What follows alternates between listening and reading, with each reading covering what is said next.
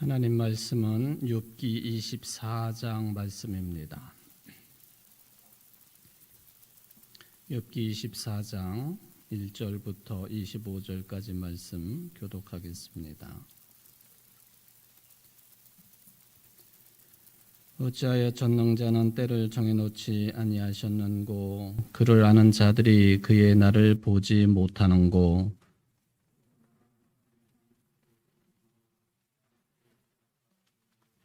고아의 나귀를 몰아가며 과부의 소를 볼모 잡으며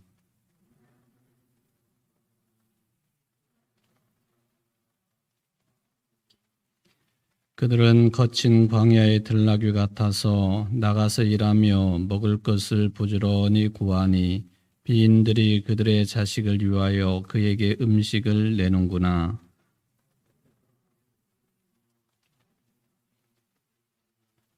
의복이 없어 벗은 몸으로 밤을 지내며 추워도 덮을 것이 없으며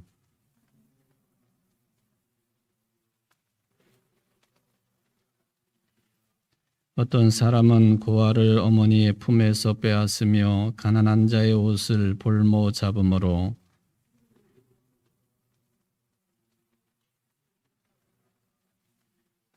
그 사람들의 담 사이에서 기름을 짜며 목말라 하면서 술틀을 밟느니라.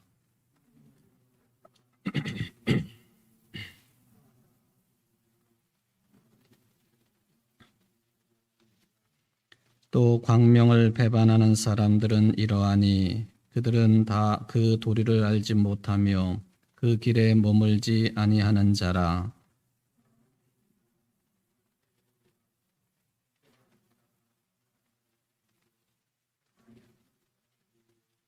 가늠하는 자의 눈은 저물기를 바라며 아무 눈도 나를 보지 못하리라 하고 얼굴을 가리며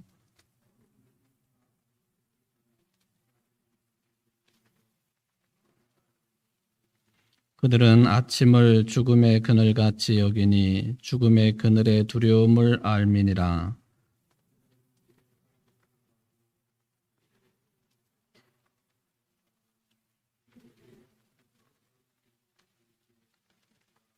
가뭄과 더위가 눈 녹은 물을 곧 빼앗나니 스올이 범죄자에게도 그와 같이 하느니라.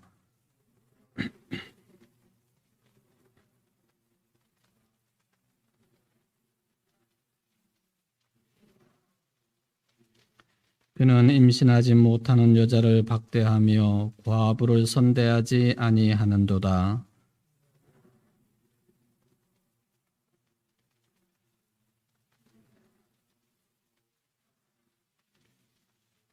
하나님은 그에게 평안을 주시며 지탱해 주시나 그들의 길을 살피시도다.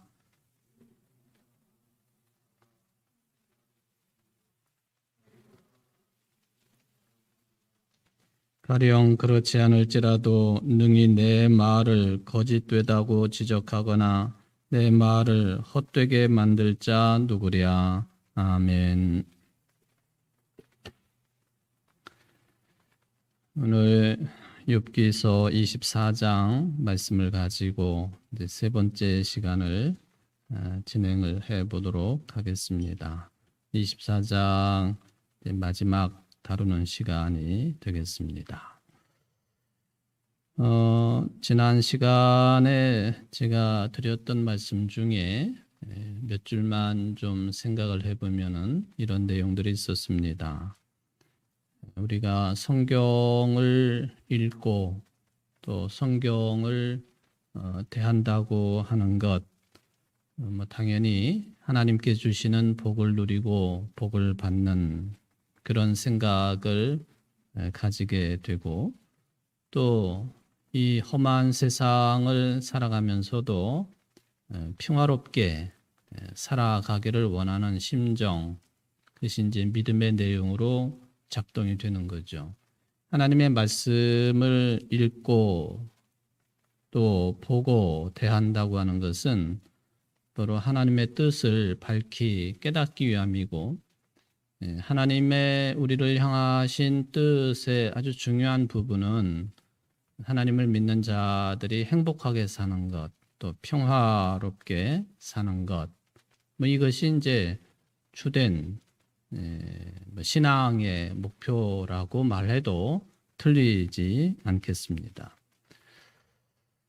그런데 그런 생각들은 여러분 한번 잘 생각해 보시면 하나님을 알지 못하는 사람들도 또 하나님을 믿지 아니하는 사람들도 똑같이 하는 생각이란 말이죠.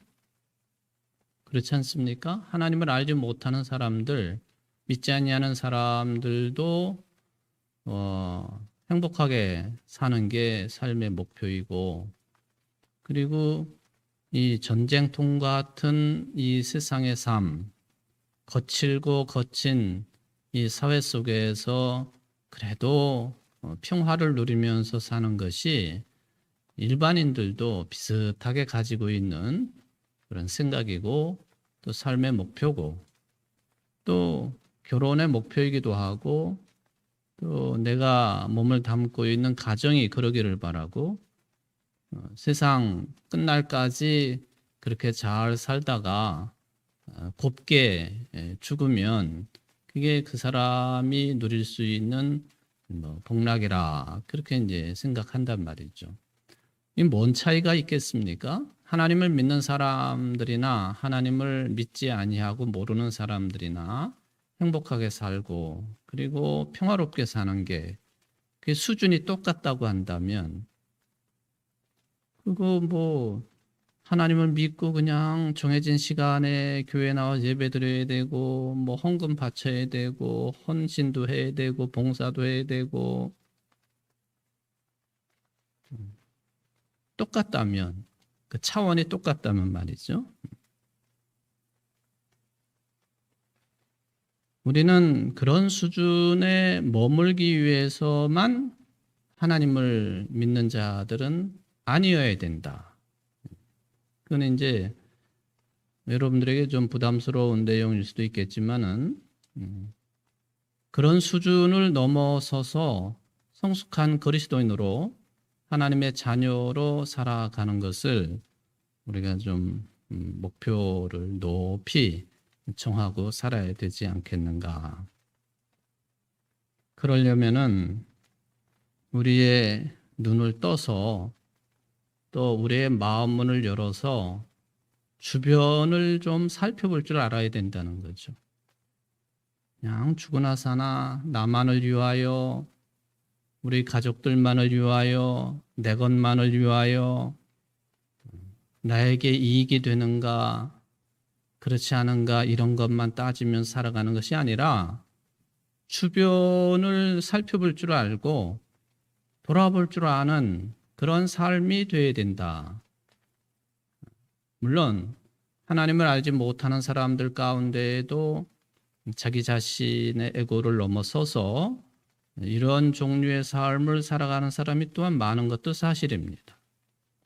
하나님을 믿지 않지만 예를 들면 다른 종교인 가운데에도 불교에 몸을 담고 있는 분들 가운데에도 또 이슬람교에 몸을 담고 있는 사람들 가운데에도 또 뭐 힌두교에 몸을 담고 있는 사람들 가운데에도 주변의 사람들을 이렇게 둘러볼 줄 알고 살펴볼 줄 알고 눈을 크게 뜨고 또 마음 문을 열고 그렇게 살아가는 사람들이 있다 하는 거죠. 그리고 이제 욥기서를 다루면서 욥이 왜 끝까지 저렇게 반항을 하는 것처럼 자기 자신을 당시의 수준의 믿음대로 인정을 하지 아니하고 끝까지 반기를 드는가? 나는 죄가 없습니다 하고 끝까지 주장을 할까?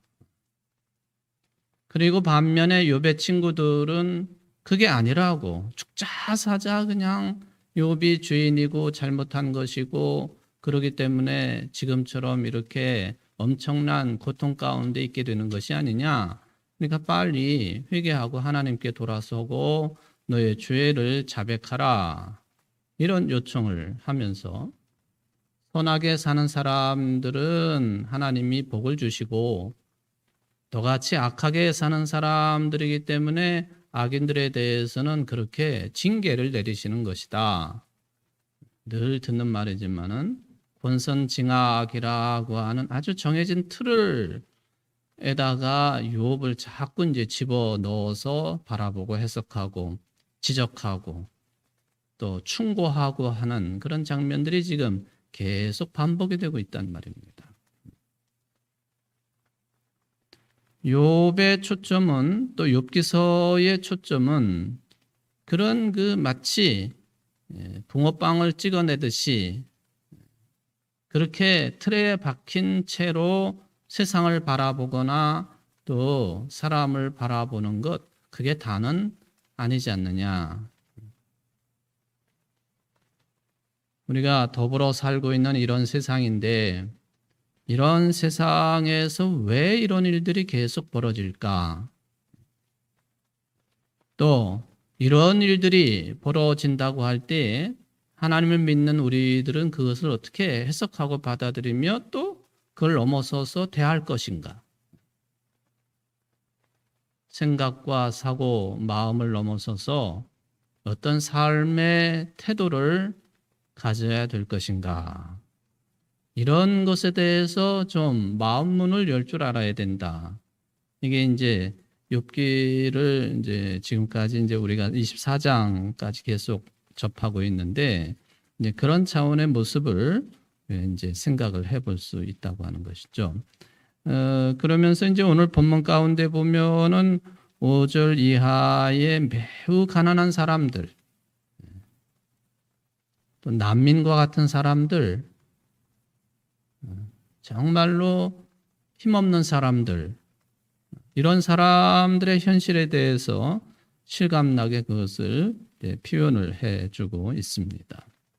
실은 이스라엘도 항상 나그네와 같은 그런 삶을 아브라함 때부터 계속 살아오지 않았습니까?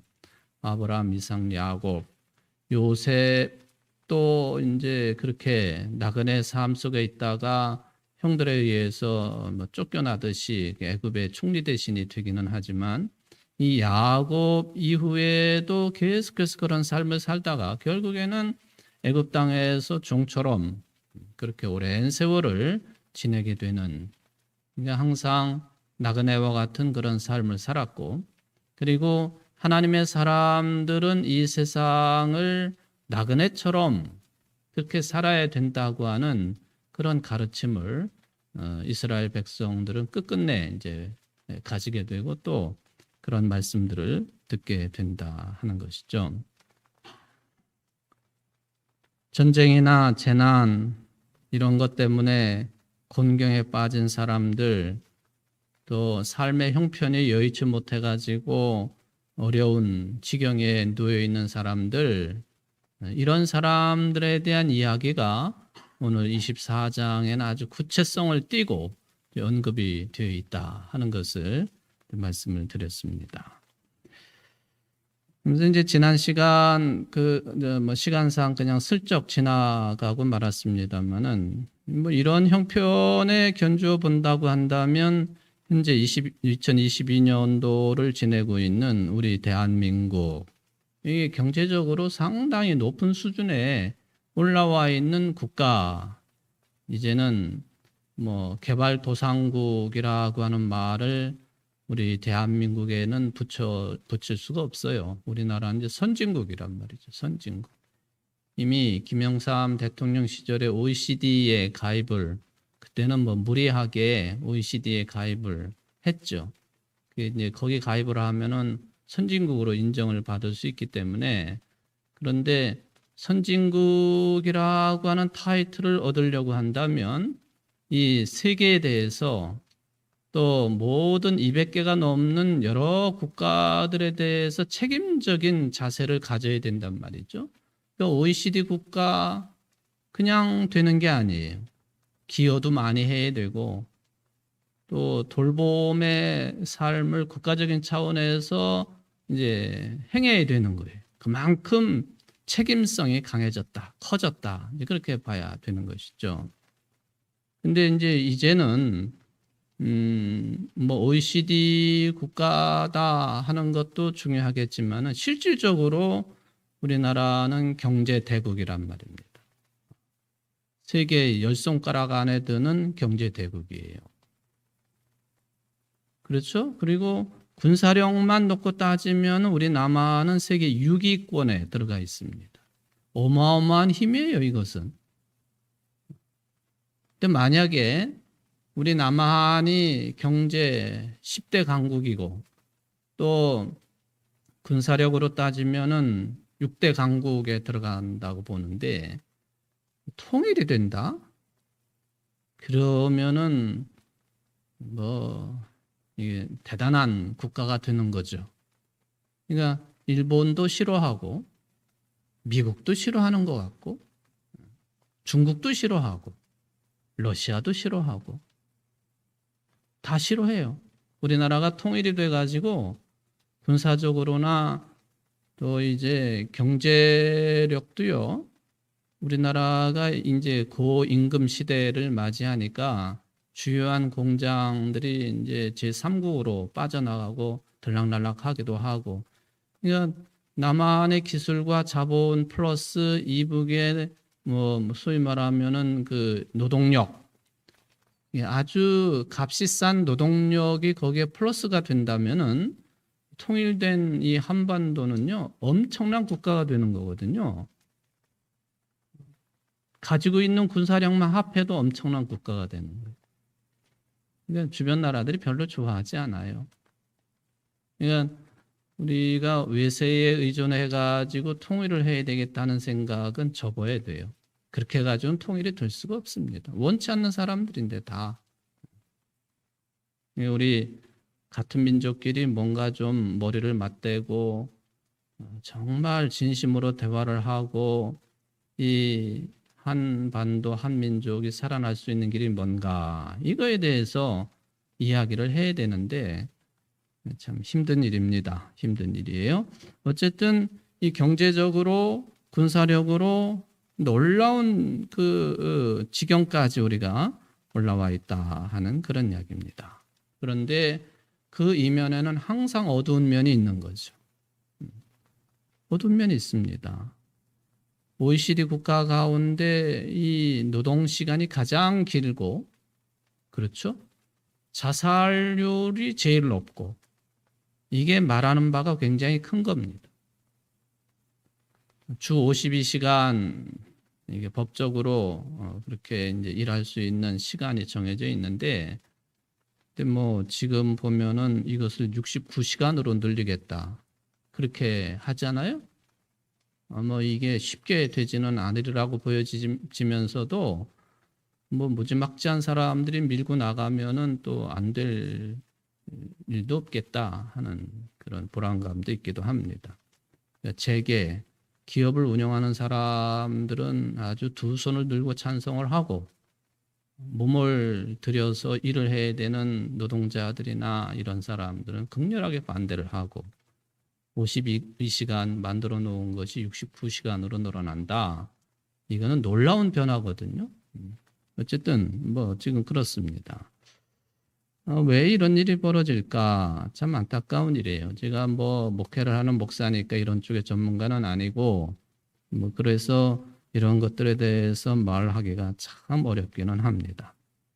우리나라가 지금 겪고 있는 여러 문제들 가운데 아주 급한 문제가 하나 있다고 한다면요.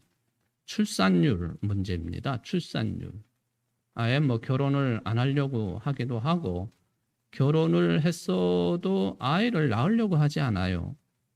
작년에 우리나라 가임 여성의 출산율이 0.81이잖아요.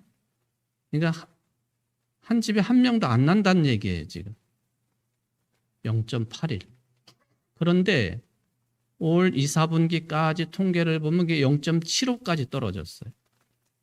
0.8, 0.7 별 차이는 안 나는 것 같지만 이것은 2100년을 기준으로 한다면 앞으로 2100년이 되려면은 70몇 년이 넘어야 되겠지만은 여기 계신 분 중에 살아계실 분이 몇 분이나 계시는지 모르겠어요. 2100년. 2100년 정도가 되면 우리나라 인구가 지금의 절반으로 떨어집니다. 이런 그 출산율대로 가면.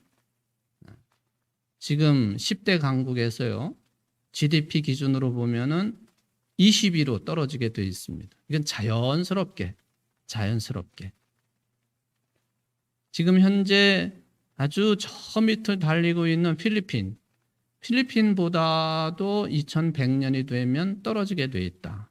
이거는 뭐 공식은 아니지만은 통계 수치가 그렇게 나와 있어요. 이거는 과학적인 데이터에 따라서 그렇게 나와 있는 거예요. 여러 가지 이유 때문에 결혼을 기피하고 결혼을 했어도 아이를 낳지 않잖아요. 이게 나만을 생각하면은 뭐 그럴 수 있겠지만은 이거 우리 대한민국이라고 하는 나라 자체 존재 자체가 사라질 그런 위협적인 일이다라고 하는 차원에서 이거는 참 심각한 문제죠. 얼마 전에 나온 통계 수치이지만은 지난 16년 동안 우리나라가 출산율 제고를 위해 가지고 얼마나 많은 돈을 정부가 투자를 했느냐 하면요. 자그마치 2천억 달러, 우리나라 돈으로 260조 원을 투자를 했습니다. 2천억 달러는 상상도 못할 돈이죠. 260조 원 정도면은 우리나라 지금 1년 예산의 반 정도 되는 거죠. 그를 지난 16년 동안 이 출산율 제고를 위해서 그렇게 사용을 했다 하는 거예요. 재작년에 이미 출산율보다 사망자 수가 더 많아지는 크로스가 이루어졌잖아요. 그래서 어떤 학자는 그 글을 읽으면서 좀 섬뜩한 느낌이 들었어요. 이 지구상에 존재하고 있는 국가들 가운데에 아마 대한민국이 가장 먼저 사라질 것이다. 그런 얘기까지 합니다.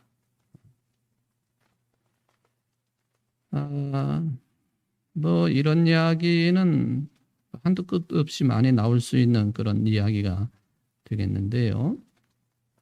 어쨌든 집값의 문제, 또 낮은 임금의 문제, 또 맞벌이를 해야만이 살 수 있는 그런 경제적인 조건, 환경, 또 거기다가 뭐 개인주의 성향의 강화, 이런 것이 이제 복합적으로 작동된 결과로 이제 출산율이 이렇게 되었다. 뭐 그것은 우리가 부인할 수 없는 현상이 되겠습니다. 자, 이 이면에 보면은 경쟁을 하지 아니하면 살아나갈 수 없는 그런 사회 구조, 세상의 구조가 되었다고 하는 것 빼놓을 수 없습니다. 그러면서 그런 질문을 던져보는 거죠. 조금 전에도 이렇게 좀 둘러보고 마음문을 열고 좀 살펴보고 좀 늦게 가더라도 함께 갈 수 있는 그런 삶은 없는가? 삶의 방향성은 우리가 찾을 수 없는 거냐? 그런 말씀을 드렸는데요. 우리가 인간으로서 우리의 인간의 삶을 좀 고상하게 살 수 있는 그런 길을 찾으려고 하지는 않는 거 아니냐. 좀 더 인간적인 삶을 고상하게 살 수 있도록. 물론 뭐가 정답입니까? 하고 저한테 물어보면은 이게 정답입니다 하고 마치 숟가락에 밥을 떠가지고 입속에 넣어주는 것처럼 말하기는 쉽지 않겠는데요. 그런데 이렇게 경쟁 위주의 사회 속에서 지금과 같은 방식으로 인생을 죽어라하고 소비하며 사는 것이 옳은 것이냐? 이건 꼭 물어봐야 된다는 거예요. 지금처럼 소비지향적인 삶이 정말 옳은 것이냐? 이런 거에 대해서 깊이 생각할 줄 알아야 되겠다. 뭐 그렇게 해서 돈 좀 모으고 또 집도 장만하고 좋은 음식도 먹고 또 화려한 삶을 살고, 물론 이제 에휴, 저 사람이 저 현실감 떨어지는 소리 한다, 그렇게도 볼 수가 있겠지만은 정말 어떻게 사는 것이 하나님의 형상을 잘 보존하면서 존엄성을 잘 유지하면서 사는 것이냐? 이거 우리가 좀 생각해야 된다. 이제 그 얘기. 오늘 24장에 그렇게 어려운 사람들의 형편에 대한 그런 이야기가 여기 느닷없이 여기 왜 등장을 했을까? 예, 친구들처럼 그냥 일반적인 기준을 가지고 사람을 평가하거나 그러지 말고 힘들고 어려운 사람들이 분명히 존재하는 것인데 왜 그런 것이냐에 대한 그런 그 이유나 또 해답을 찾는 데 있어서 너무 단편적인 생각에만 머물지 않았으면 좋겠다. 모두 다가 하나님의 형상을 잘 보존하며 누구라도 다 존엄한 가치를 잘 유지하면서 살 수 있는 그런 세상이 되었으면 좋겠다. 그런 얘기죠. 유명한 하이데거라고 하는 사람이 있잖아요. 이게 우리 지금의 이 자본주의 사회 속에서 경쟁 위주의 삶을 살아가면서 소비 위주의 삶을 살아가면서 그것이 최선의 삶인 양 그렇게 착각하며 살아가고 있는 우리 인간들을 향해서 어떤 말을 사용을 했느냐 하면은 비본래적인 실존이다. 어려운 표현이지만은 일상에 그냥 퇴락해버린 그런 삶을 현대인들이 살고 있다라고 이렇게 표현을 하고 있습니다. 뭔가에 좀 아주 크게 홀려 있는, 제가 이런 말씀을 드리면서도 저 자신을 이렇게 돌아봐도 뭔가에 어느 때는 크게 홀려 있는 듯한 깜짝 놀랄 때가 있죠. 저 자신을 바라보면서. 여러분들이 적어도 그리스도인으로 하나님의 형상대로 지음받은 존재들이라고 할 때에 뭔가 헷가닥 홀려가지고 하나님의 형상을 보존하지 못하고 또 인간 가치의 존엄성에 대해서 이만큼도 생각하지 못하고 살아간다고 한다면 그건 좀 문제가 큰 거죠.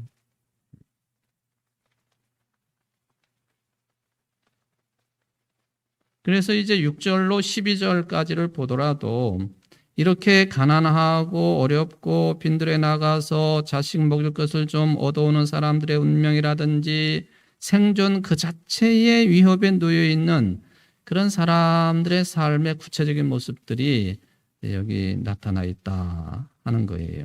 아주 노골적이에요. 밭에서 남의 꼴을 베면서 열심히 일을 하긴 하지만 그게 내 것은 아니죠. 악인이 남겨둔 포도, 이 표현이 이제 그런 거죠. 악인이 남겨둔 포도, 그거는 뭐냐면 먹을 수 없는 거란 얘기예요. 먹을 수 없는 거. 그것조차도 먹거리로 찾아 나서는 그런 모습. 악인이 남겨놓은 포도는 먹을 수 없는 것인데 그걸 찾아 나서는 비루한 삶에 놓여 있는 사람들. 옷이 없어 벌거벗고 다니며 곡식이 싹을 나르지만은 굶주리며 살아가고 있는 사람들. 앞에 있는 거 먹으면 되지만은 남의 것이니까 그걸 먹을 수도 없는 형편에 이삭을 나르지만은 굶주린다. 이런 표현들 다 같은 내용이에요. 상황이 이러한데 12절에 보니까 하나님께서는 이러한 참상을 돌아보지 않으신다. 이게 욥이 가지고 있는 생각이에요. 인간들이 살아가는 구체적인 삶의 모습이 그럴진데 하나님은 왜 돌아보시지 않습니까? 욥이 그러는 거예요. 절대 빈곤이 해결되지 아니하는 그런 상황에 대한 한탄을 욥이 하고 있습니다. 자, 욥의 친구들이 욥에게 와가지고 계속 줄창했던 얘기가 뭐예요? 선한 사람들은 잘 되게 해주시고 악한 사람들에게는 벌을 주시는 게 하나님이시라고 그랬는데 저 법 없이도 살아가는 저 낮은 사람들, 그런데 삶의 형편이 왜 그러냐 이거예요. 저들이 무슨 악한 짓을 했습니까? 오히려 악한 짓거리는 가진 사람들이 하는 것이고 누리고 있는 사람들이 하는 것이고, 물론 그걸 100% 다 그렇다고 말하기는 어렵겠지만 대부분이 그런 거죠. 대부분. 우리나라에 돌아가는 모습을 봐도 다 그런 것 아닙니까? 그냥 뭐 예를 들면은 길거리에서 노점상 하시는 분이 그 법에 정해지지 않은 그런 위치에서 노점상을 했다고 해가지고는 보니까 뭐 300만 원 벌금을 법원에서 때렸더라고요. 근데 여러분, 도둑질하는 사람들을 보면은 뭐 50억, 100억 우습게 하잖아요. 그런 사람들은 안 때려요. 안 때립니다. 하여튼 이렇게 저렇게 잘 빠져나가죠. 잘 빠져나가요. 선한 사람들에게는 복을 주시는 하나님이시라고, 악한 사람들에게는 징계를 주시는 하나님이라고 너네들 그렇게 그냥 틀에 박힌 이야기들을 했는데 현실이 그러냐? 왜 하나님은 이러한 어려운 현실을, 참상을 돌아보시지 않으십니까? 정의롭게 세계가 돌아간다고 친구들은 이야기를 하는데 실제 그러냐? 욥이 이제 그런 생각을 깊이 하는 것이죠. 물론 이제 여기 뭐 5절 이하, 6절 이하에 나오고 있는 이 가난한 사람들의 형편, 이거 뭐 나라님도 어떻게 못하는 게 옛날부터 내려오는 문제 아닙니까? 그런데 이제 우리나라 정도가 되었으면요, 그런 사람들을 국가가 이제 책임을 져줘야 될 만한 수준에 와 있는 거예요. 근데 그런 이야기를 하면은 복지, 포퓰리즘이라고 해가지고는 막 매도를 하지 않습니까? 보니까 뭐 이제 뭐 복지에 관한 예산들이 엄청나게 삭감이 되고 아예 없애버리고 하는 그런 시절을 이제 조만간 우리가 만나게 될 터인데, 운영이 되었던 위정자들은 하나님이 세워짐을 받는 것인데, 그 하나님이 주시는 그 책무, 책임성을 누구라도 다 해야 되는 것인데, 이제 가난할 때는 나라가 아무리 발버둥을 쳐도 아무것도 못하죠. 북한 같은 경우는 아무것도 못해요. 할 수가 없어요. 돈 자체가 없는 거기 때문에 이제 우리나라 정도 됐으면은 이런 문제들은 이제 해결할 수준 정도가 되었다라고 볼 수가 있는 거죠. 네, 우리나라 이렇게 선거 문화를 보면 가난하고 힘든 분들, 또 이렇게 한쪽에 쫓겨나 있는 사람들, 근데 이런 분들이 그분들을 위한 정책을 제시하고 그리고 그런 실천력을 가지고 있는 사람들한테는 표를 안 줘요. 희한하게. 그 연구 대상입니다. 연구 대상이. 우리나라뿐만 아니라 전 세계적으로 비슷하다고 그래요. 그런 걸 가지고 연구해서 논문까지 발표가 된 적이 있는데 참 그 희한한 일이고 참 그 신비한 현상 중에 하나라고 볼 수가 있겠습니다. 13절부터 17절까지를 보면은 악한 사람들에 대한 묘사가 나와 있습니다. 악한 행위에 대한 묘사죠. 광명을 배반한 사람들, 밝게 하지 않고 어둡게 하는 사람들. 뭐 13, 14, 15절, 16절 다 이제 마찬가지라고 볼 수가 있습니다. 광명을 배반하는 사람들, 또 사람을 죽이는 자, 뭐 학대 받는 자, 가난한 자를 죽이고 뭐 이런 이야기들, 또 간음하는 사람에 관한 이야기, 또 16절에 보면은 남의 집을 뚫는 자, 도둑질하는 사람들, 악을 행하는 사람들에 관한 또 실제적인 묘사가 나와 있습니다. 이런 사람들은 어둠 속에서 온갖 무서운 짓을 행하는 사람들로 17절 의미를 보면은 그렇게 이제 해석이 될 수가 있겠습니다.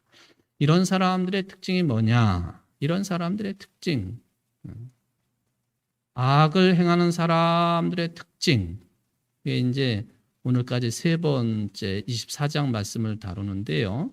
내가 이제 제목을 그렇게 잡지 않았습니까? 빛을 싫어하는 사람들. 악을 행하는 사람들은 어둠을 좋아하고 빛을 싫어한다. 하나님을 알지 못하는 사람들, 알려고 하지 않는 사람들. 우리 손녀딸이 옆에 지금 앉아 있는데 오늘 그런 질문을 했어요. 할아버지, 이 빛을 싫어하는 사람들 언제까지 얘기할 거예요? 오늘까지 얘기한다. 제가 이제 그렇게 얘기를 했는데, 이 악을 행하는 사람들의 특징이 뭐냐? 빛을 싫어한다는 거예요. 빛을. 어둠을 좋아하고. 근데 옛부터 이것은 계속 인류의 역사를 그렇게 흘러가도록 하는 그런 현상 중에 하나죠. 자, 이 악의 문제는 참 우리 인간들이 풀 수 없는, 소위 말하면 지금 우리가 이제 엔데믹 시대를 살아가고 있잖아요. 엔데믹. 코로나 엔데믹 시대라. 팬데믹하고 엔데믹하고 다른 의미죠. 엔데믹은 그냥 쉽게 말하면 코로나하고 같이 생활을 해야 된다, 그런 얘기. 홍토병처럼. 이 선과 악의 문제, 하나님의 뜻과 그리고 악한 어떤 흐름, 이것은 늘 공존 상태에 놓여 있다. 20세기에 아주 유명한 신학자 칼 발트라고 하는 사람은 이 악의 문제를 언급하면서 어떤 용어를 사용을 했느냐 하면은 창조의 그늘진 쪽이다. 그렇게 이제 표현을 했어요. 창조의 그늘진 쪽. 물론 핵심은 하나님께서 만들어 놓으신 선한 창조 세계죠. 여기에도 그늘진 쪽이 있다. 그늘진 쪽이 있다. 그가 이런 말을 했는데 한번 좀 들어보실래요? 하나님의 창조에는 긍정만이 아니라 부정도 섞여 있다. 높음뿐 아니라 심연도 있다. 명료함뿐 아니라 모호함도 있다. 과정과 연속뿐 아니라 장애와 한계도 있다. 성장뿐 아니라 쇠락도 있다. 풍부함뿐 아니라 빈곤함도 있다. 아름다움뿐 아니라 잿더미도 있다. 시작뿐 아니라 끝도 있다. 가치뿐 아니라 무가치함도 있다.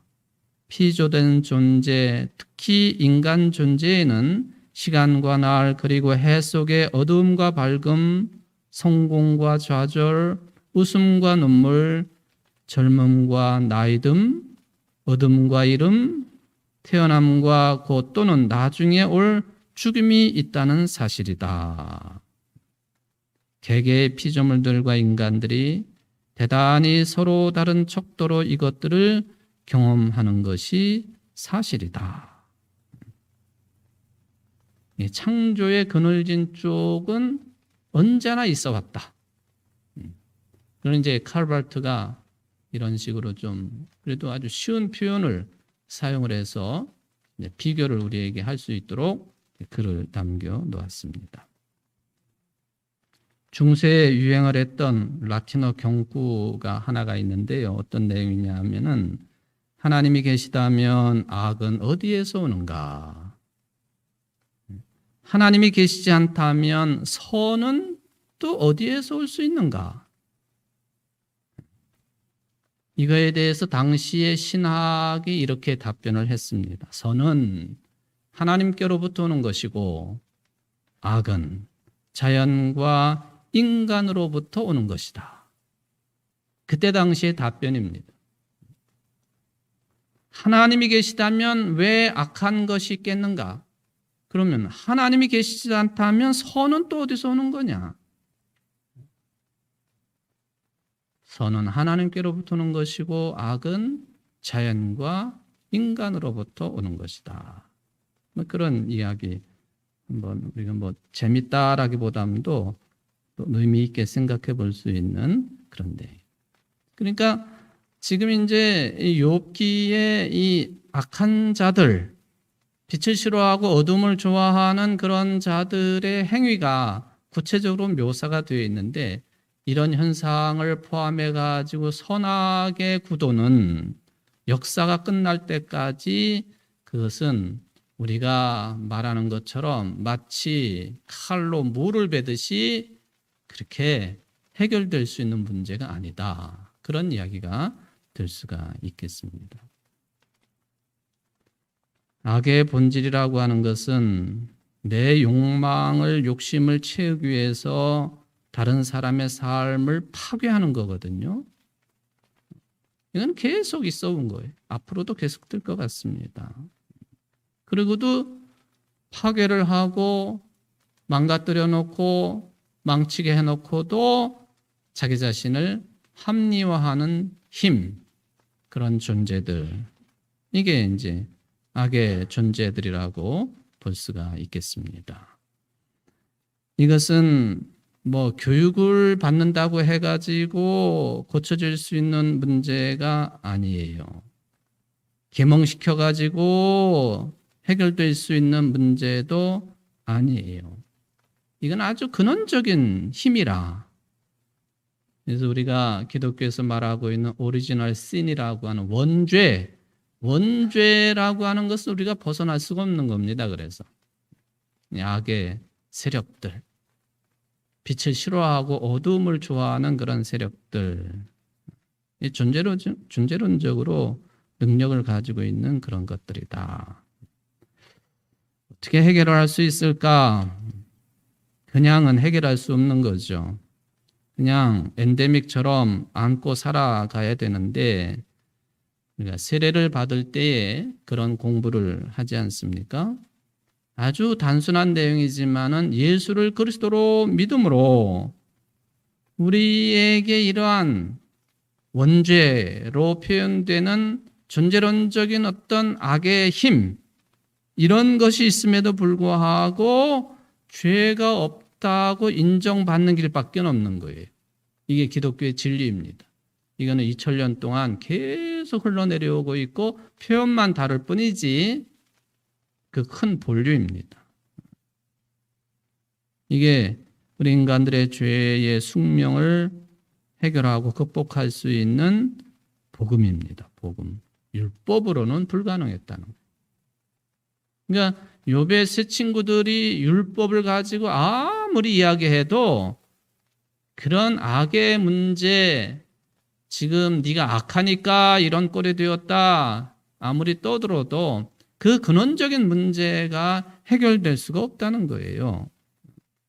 오로지 죄가 있음에도 불구하고 죄 없다고 인정을 받는 이신칭의, 믿음으로만 의롭다고 인정을 받는 그 길밖에는 해결할 길이 없다.